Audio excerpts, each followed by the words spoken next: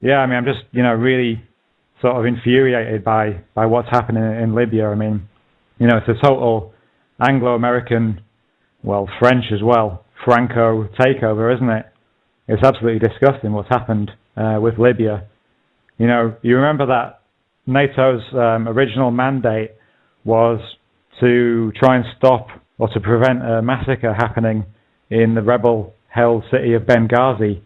Now, that massacre didn't happen, and even though the UN Security Council, a couple of resolutions that they passed, explicitly stated that NATO were basically involved to make sure that peace was reached and political dialogue was started with Gaddafi and the Gaddafi regime, so some kind of political solution could be found.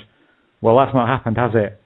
And we've had the SAS in there from, well, when can we say? We know officially it's from the very beginning of the uprising, but, it does look pretty suspicious to me. And that's coming from someone who even put out a video sort of criticizing an article on InfoWars that I'd read, which has accused of shilling for Gaddafi, because at that point there wasn't really any evidence to suggest that this was a totally contrived and fomented uprising by the West. But I'm quite happy to say sometimes that I'm wrong, and I'm highly dubious about that.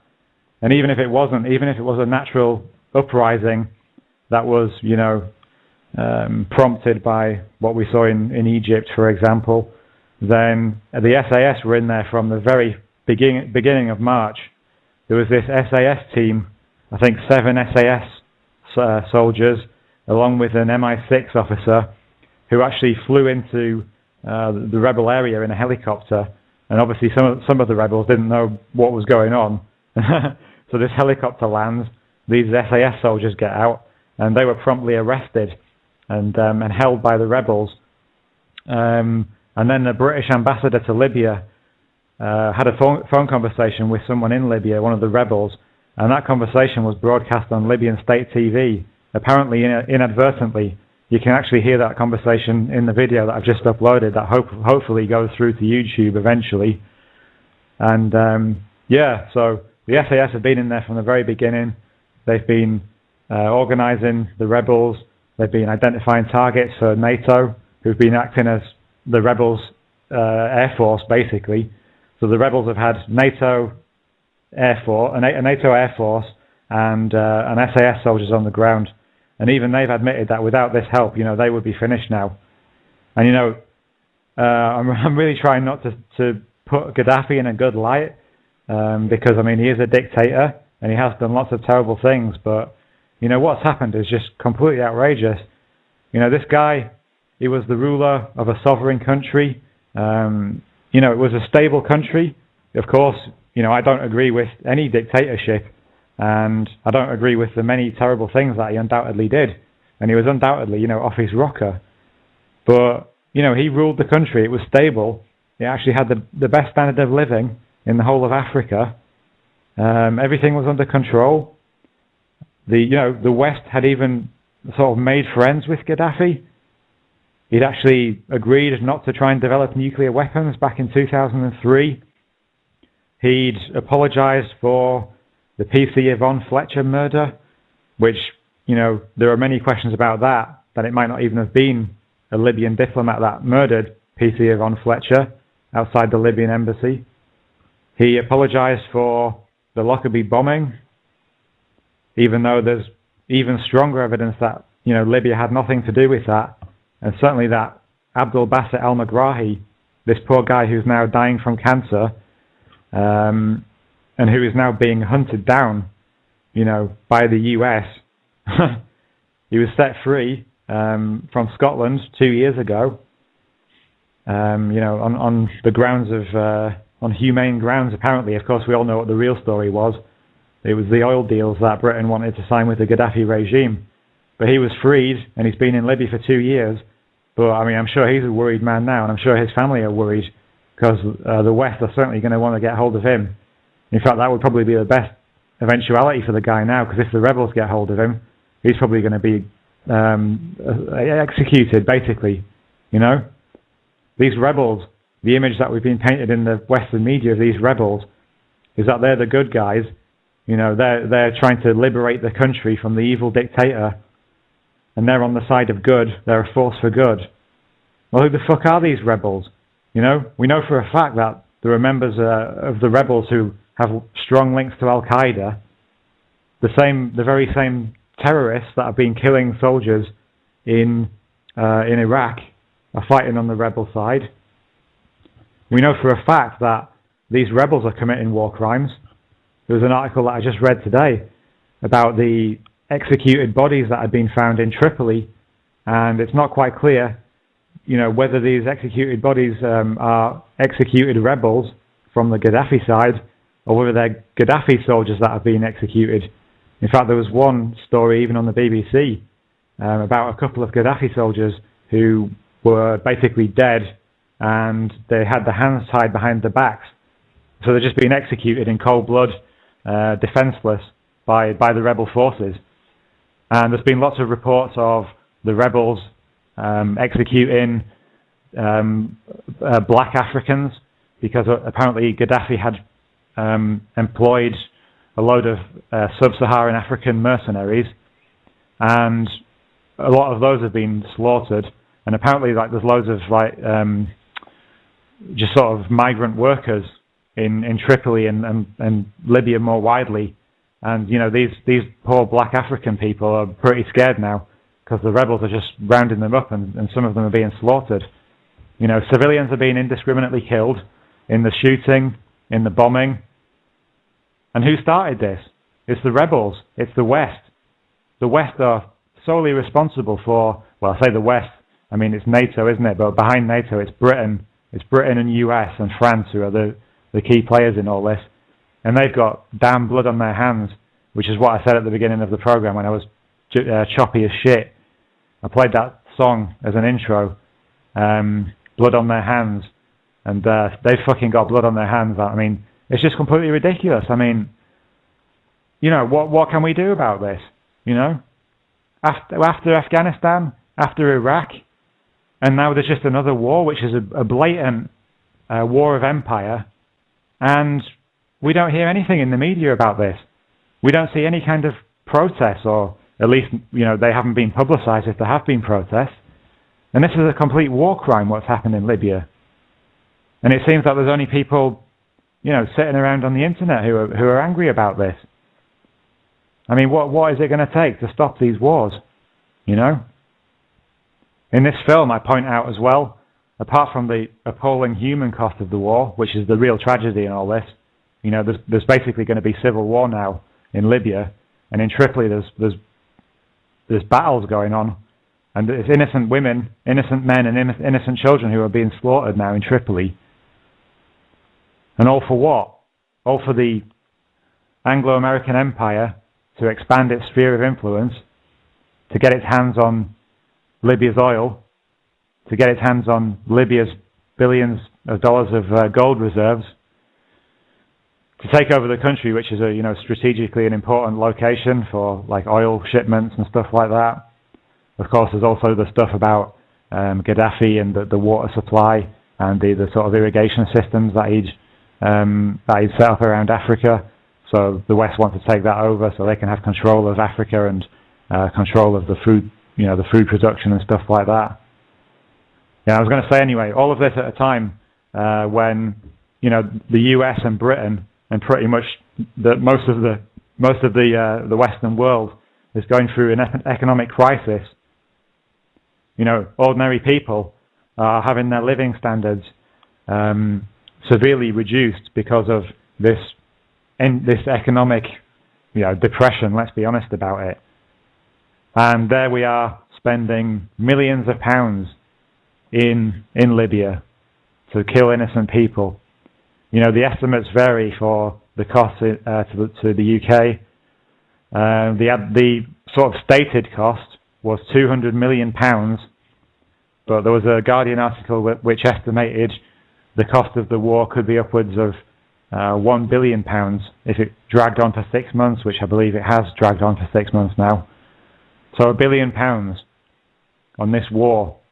£1 billion, which could have paid for public services, which could have, funded, well, just whatever, education, old people's pensions. There are people suffering in the UK, people aren't starving to death, but things are pretty bad for a lot of people, the most vulnerable in society. And the cost is even greater in the US. It was heading for basically $1 billion. That was the admitted cost by the Pentagon. $896 million, the cost of the war. And that was an official stated cost, so, no doubt that's an underestimation. So it's just completely disgusting, really, I don't know what else to say about it, really. I just don't know where the voices are that are, speaking out about this. There are a few people. I had a good article by Dennis Kucinich, who's an American politician. I've got no time for politics anymore, or for politicians really, but I respect politicians when they speak the truth. And Dennis Kucinich, was definitely speaking the truth about this conflict in Libya. I read a good article today by some former ambassador and human rights worker, which I'll just pull up now, because it's about the situation in the town of Sirte. I don't know how to pronounce the name of the city, Sirte or Sirte. I'm not quite sure. But this is basically Gaddafi's hometown. And right now, NATO is just bombing this hometown, which is basically pro-Gaddafi. This city or town doesn't want to, become part of this rebel-controlled country, puppets of the Anglo-American Empire. And because of this, they're being bombed, basically. And this most definitely was not in the mandate that NATO had. I'll just read out a few quotes from this guy. He's called Craig Murray. Some good quotes in here. There is something so shocking in the Orwellian doublespeak of NATO on this point that I am severely dismayed. In fact, that's interesting, because I actually said that in my video. I referred to the Orwellian doublethink of bombing civilians to protect them, because that's why NATO is supposedly in Libya, to protect civilians. Excuse me, can you tell me how we're protecting civilians? By bombing the absolute shit out of them and killing innocent people? It doesn't quite work, does it? It's worth reminding everyone something never mentioned, that UNSCR 1973, that's the Security Council resolution, which established the no-fly zone and mandate to protect civilians, had the aim of facilitating dialogue to lead to the political reforms necessary to find a peaceful and sustainable solution. That's what I mentioned earlier. Plainly, the people of Sirte hold a different view to the rebels as to who should run the country. NATO have in effect declared being in Gaddafi's political camp a capital offence. There is no way the massive assault on Sirte is facilitating dialogue. It is rather killing those who do not hold the NATO-approved opinion. That is the actual truth. It's extremely plain. Liberal intervention does not exist. What we have is the opposite. Highly selective neo-imperial wars aimed at ensuring politically client control of key physical resources. Wars kill people. Women and children are dying now in Libya, whatever the sanitized media tells you. The BBC have reported it will take a decade to repair Libya's infrastructure from the damage of war. That's an underestimate. Iraq is still decades away from returning its utilities to their condition in 2000. So, I mean, it's blatantly going to turn into another Iraq, Libya. There are plenty of pro-Gaddafi supporters remaining in Libya who are basically going to wage a guerrilla war now. The Western media was pushing this idea that the rebels had moved into Tripoli and that was it, all over. And, because they'd taken his compound, which was only symbolically important, apparently, Gaddafi and his troops apparently didn't put up much of a fight for that, and it looks like most of them deserted it. So we were given this impression by the Western media that it was all over. I mean, does that sound familiar? Does anyone remember fucking George Bush on that ship? Mission accomplished, when he was wearing his fucking stupid flying jacket? Has everyone forgotten about, the fake scenes from the square in Iraq when the statue of Saddam Hussein was pulled down? A contrived piece of video for the Western media, provably so. That was completely staged by the invading forces, by the Americans, by the Brits, to make it look like the whole country was celebrating, his removal, when in fact a lot of people weren't. Just like in Iraq, they destroyed the infrastructure. They set the country fighting each other, which is what is happening now in Libya. People being killed, infrastructure destroyed, also that the West can move in there. The private security companies, the private water companies, construction companies, moving into Libya to make loads of money, just like they did in Iraq, to redevelop this country, which we've bombed the shit out of. It's completely insane. This doublethink is just absolutely insane. Let's not forget about the SAS as well, who are in the country now. The same SAS who Gaddafi basically is accused of, and I say this because a lot of stuff that he's been accused of, it doesn't actually seem to be, he doesn't actually seem to be responsible for. But he was basically accused of arming the IRA with weapons and explosives. And so the SAS who were fighting the IRA, back during the Troubles in the 70s and 80s, some of the SAS were killed by the IRA. Those same SAS troops, only 2 years ago, were training Gaddafi's forces. The Brits sent the SAS over to Libya to train Gaddafi's forces. And then after 2 years, those same SAS are going back to the country to get rid of Gaddafi. I mean, what the fuck is this, What kind of insane world is this that we're living in? It's totally Orwellian. There's not much more to say about it, really. And why people can't see this, I've literally got no idea. I guess people are powerless, but it's going to come to a point. I mean, what if they just go and attack another country? What if Syria's next, or Iran? And what if we just see this again? What can we do about this? It's a genuine question. I've got no idea. We can sit around talking about it all we like on the internet, but it's not doing anything, is it? Because nothing's going to stop the march of the Anglo-American Empire. And now these people are free in Libya, of course. The country's been liberated. I mean, what are they free to do now? They're free to buy Western consumer shit, no doubt. They're free to use the internet, which is, heavily monitored as it is. That's not real freedom, is it? We're not free. We're not free in Britain. We're not free in the US. We're slaves. We have the illusion of freedom because we're allowed to put a little cross in a box every 4 or 5 years to elect the next puppet of the banksters, of the multinational corporations. But we're not free at all.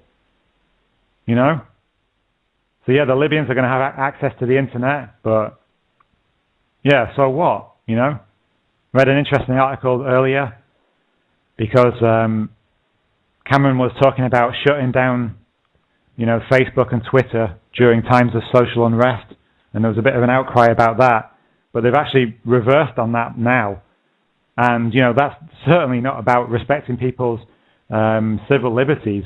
That's purely because the police have said to the government, no, keep these systems in place because we're monitoring them, and they're excellent ways for us to track what people are doing, what people are planning. So even though we have the internet and access to Facebook and shit like this, that is actually in the interest of the establishment, because now they can monitor us, perfectly. The technology that we use is part of our own enslavement. Mobile phones, the internet, it's all part of it. Complete track and trace system. That is the New World Order, I've actually put the phrase New World Order in the title of my video, because I do want to kind of reclaim it, because, there's a lot of idiots on YouTube or whatever who think the New World Order is like some kind of club that meets around a table, to plot the world events or whatever. But the New World Order is the system of governance, of global governance. that's the system that's being put into place right now. You know, Keelan did that really good article about the New World Order. And that's what it is. The New World Order is, well, it's the Anglo-American Empire, isn't it? I mean, that's one part of it. You know, of course, I mean, there is China as well, who are as bad as the Anglo-Americans in many, many ways. I mean, but you have to say about China, you know, I trust them a lot more not to go around the world just bombing the shit out of innocent countries to grab the resources, you know. We haven't seen that much military aggression from the likes of the former communist countries like Russia and China. I mean, I'm sure people are going to disagree with that, but compared to what the US and Britain have done over the last decade, you know. Anyway, it does seem that video has uploaded to YouTube now, which I'm really pleased to see because it took me fucking ages to get it up there. I'm going to drop the link to that in the chat room. It's like 20 minutes long, so have a watch of that. If you like it, then, you know, I'd appreciate it if you could rate it and especially, you know, post it on other sites and to Facebook and to Twitter and stuff like that. You can actually send it out to your entire friends list. There's like a little sort of cheat on YouTube. They don't actually have the option now to physically choose to send it to all of your friends, which they used to have. But what you can do is basically you put a sort of code tag thing into the email friends box.